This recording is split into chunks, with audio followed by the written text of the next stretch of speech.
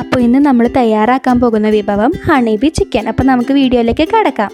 നിങ്ങൾ ഇതുവരെ എൻ്റെ ചാനൽ സബ്സ്ക്രൈബ് ചെയ്തിട്ടില്ലെങ്കിൽ ചാനലൊന്ന് സബ്സ്ക്രൈബ് ചെയ്യുക. വീഡിയോ ഇഷ്ടമാവുകയാണെങ്കിൽ ഫ്രണ്ട്സിനും ഫാമിലിക്കും ഷെയർ ചെയ്യണം. നമുക്കിനി ഒട്ടും വൈകാതെ ഈ വിഭവം എങ്ങനെ തയ്യാറാക്കണമെന്ന് നോക്കിയാലോ. ആദ്യം തന്നെ കോട്ടിംഗ് തയ്യാറാക്കാം. ഒരു ബൗൾ എടുക്കുക. ഒരു കപ്പ് മൈദ അതിലേക്ക് ഇട്ട് കൊടുക്കാം. ഇതിലേക്ക് ആവശ്യത്തിന് വേണ്ട മഞ്ഞൾപ്പൊടി ചേർത്ത് കൊടുക്കാം. പാകത്തിന് ഉപ്പ് ചേർക്കാം. ഈ മിക്സ്ചർ നമ്മൾ തയ്യാറാക്കുന്നത് ഇതിൻ്റെ കോട്ടിങ്ങിന് വേണ്ടിയിട്ടാണ്. ഇതിലേക്ക് വെള്ളം ചേർത്ത് കൊടുക്കാം. വെള്ളം ചേർക്കുമ്പോൾ പ്രത്യേകം ശ്രദ്ധിക്കണം, അധികം ആവരുത്. നമുക്കിത് കുഴച്ചെടുക്കാനുള്ളതാണ്. അപ്പോൾ പാകത്തിന് മാത്രം വെള്ളം ചേർത്ത് കൊടുക്കുക. ചപ്പാത്തിക്ക് നമ്മൾ കുഴക്കുന്നത് പോലെ ഈ മിക്സ്ചർ നല്ലപോലെ കുഴയ്ക്കണം. നല്ലപോലെ കുഴച്ചെടുക്കുക.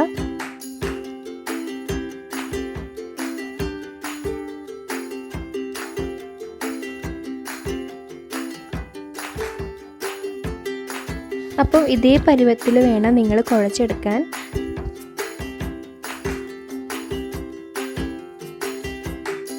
അങ്ങനെ നമുക്ക് പാകത്തിനായിട്ടുള്ള രീതിക്ക് കുഴച്ചെടുത്തിട്ടുണ്ട്. ഞാൻ കൗണ്ടർ ടോപ്പിൽ തന്നെയാണ് പരത്തിയെടുക്കുന്നത്. കാരണം നല്ല ലെങ്ത്തിന് കിട്ടണം. ചപ്പാത്തി പലകയിൽ പരത്തരുത്. കൗണ്ടർ ടോപ്പിലേക്ക് ഇത്തിരി മൈദ ഇട്ട് കൊടുത്തിട്ട് നമുക്കിതിനെ പരത്തിയെടുക്കാം. അപ്പോൾ നമ്മൾ പരത്തിക്കൊണ്ടിരിക്കുകയാണ്. ഇനി നമുക്കിത് മുറിച്ചെടുക്കാം.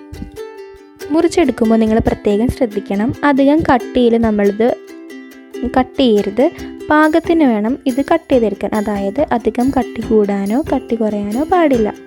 ഇതായിപ്പോൾ ഞാൻ കട്ട് ചെയ്യുന്നില്ല, അതുപോലെ വേണം നിങ്ങൾ മുറിച്ചെടുക്കാൻ.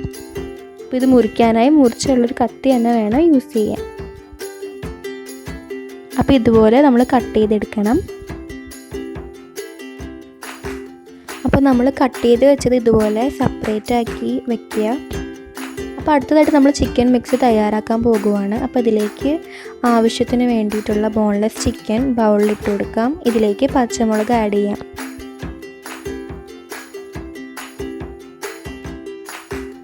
ഇനി ഇതിലേക്ക് പാകത്തിനുള്ള വെളുത്തുള്ളി ഇഞ്ചി പേസ്റ്റ് ചേർത്ത് കൊടുക്കാം.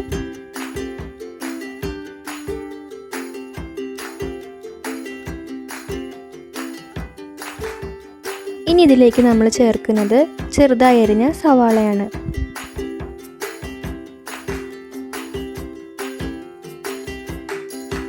ഇതിലേക്ക് ഇനി കുരുമുളക് പൊടിയും ഉപ്പും ചേർത്ത് കൊടുക്കാം. ചിക്കനിലേക്ക് ആവശ്യമായ ഉപ്പ് ചേർക്കണം. ഇതിലേക്ക് ഒരു സ്പൂൺ മൈദ ചേർക്കാം. അടുത്തതായി ചേർക്കാൻ പോകുന്നത് കോൺഫ്ലവർ പൊടിയാണ്. ഇതിലേക്ക് അല്പം ഗരം മസാലയും ബ്രെഡും കൂടി ചേർത്ത് കൊടുക്കാം. ഞാനിവിടെ 4 ബ്രെഡാണ് എടുത്തിട്ടുള്ളത്. അപ്പം ഇതാണ് നമ്മളുടെ മിക്സ്. ഇത് നമുക്കിനി ഗ്രൈൻഡ് ചെയ്യാം. നമ്മുടെ ഗ്രൈൻഡർ മിക്സറിലേക്ക് ഈ മിക്സ് ഇട്ട് കൊടുത്തിട്ട് ഒന്ന് ഗ്രൈൻഡ് ചെയ്തെടുക്കാം. ഗ്രൈൻഡ് ചെയ്തിട്ടുള്ള മിക്സാണിത്. അപ്പോൾ ഈ പരുവത്തിൽ വേണം നമ്മൾ ഗ്രൈൻഡ് ചെയ്തെടുക്കാൻ. ഇനി നമ്മളിത് കുഴച്ചെടുക്കാൻ പോവുകയാണ്. അതായത് നമ്മളുടെ ഹണിബി ചിക്കന് വേണ്ടിയിട്ടുള്ള ഷേപ്പിൽ ഇത് നമ്മൾ കുഴച്ച് തയ്യാറാക്കാൻ പോകുവാണ്. അതിനു വേണ്ടി നമുക്ക് ആവശ്യമായിട്ടുള്ള ചിക്കൻ്റെ ഇതെടുത്തിട്ട് നമ്മുടെ കയ്യിലിട്ട് നന്നായിട്ട് പരത്താം. ഉന്നക്കയൊക്കെ തയ്യാറാക്കുന്ന ഒരു ഷേപ്പിൽ വേണം നമ്മളിതൊന്ന് പരത്തിയെടുക്കാൻ. കണ്ടില്ലേ, ഇതുപോലെ നമുക്ക് പരത്തിയെടുക്കാം. അധികം കട്ടിയും പാടില്ല, അധികം കട്ടി കുറവും പാടില്ല. അങ്ങനെ ബാക്കിയുള്ള ചിക്കൻ പീസും നമുക്ക് പരത്തിയെടുക്കാം.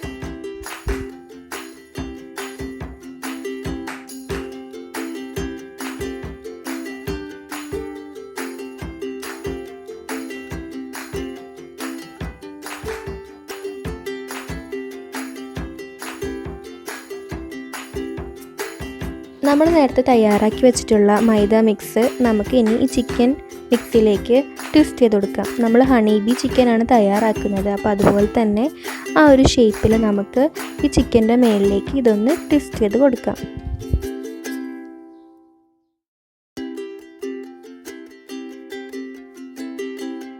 അപ്പോൾ ഇതാ കണ്ടില്ലേ, നേരത്തെ ചെയ്ത പോലെ എല്ലാ ചിക്കൻ മിക്സിലേക്കും ഞാൻ ഈ ലെയർ ട്വിസ്റ്റ് ചെയ്ത് കൊടുത്തു.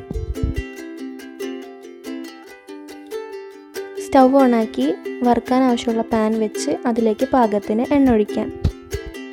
എണ്ണ നല്ലപോലെ ചൂടാവണം. എണ്ണ ചൂടാവണ വരെ നമുക്ക് വെയിറ്റ് ചെയ്യാം. ഇനി ഓരോന്നോരോന്നായിട്ട് നമുക്ക് എണ്ണയിലിട്ട് വറുത്ത് കോരി എടുക്കാം.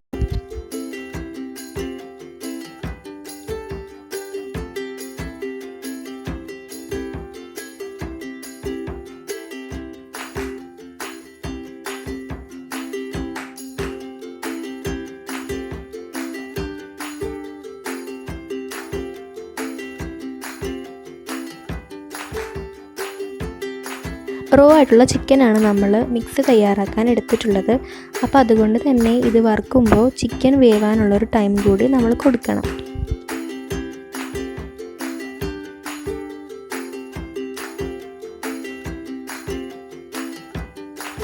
അപ്പോൾ ഇത് പാകമായിട്ടുണ്ട്. നമുക്കിതിനെ ഒരു പാത്രത്തിലേക്ക് കോരി മാറ്റാം.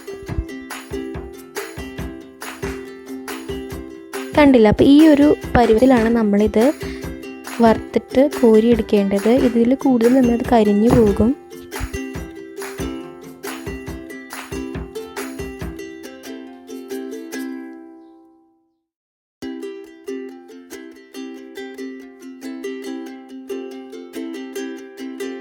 അപ്പോൾ ഇതുപോലെ എല്ലാം ഞാൻ വറുത്തെടുത്തിട്ടുണ്ട്. ഇത് കണ്ടില്ലേ? ഇപ്പോൾ ശരിക്കും ഹണീബിയുടെ ഒരു രൂപം തന്നെ നമ്മളുടെ ഈ ചിക്കന് വന്നിട്ടുണ്ട്. അപ്പോൾ അതുകൊണ്ടാണ് ഹണീബി ചിക്കൻ എന്ന ഈ ഡിഷിന് പേര് വരാൻ കാരണം. ഇതാണ് നമ്മുടെ ഡിഷ്. അപ്പോൾ എല്ലാവരും ഇത് ട്രൈ ചെയ്ത് നോക്കണം കേട്ടോ. അപ്പോൾ ഈ റെസിപ്പി എല്ലാവർക്കും ഇഷ്ടമാണെന്ന് വിശ്വസിക്കുന്നു. Thanks for watching.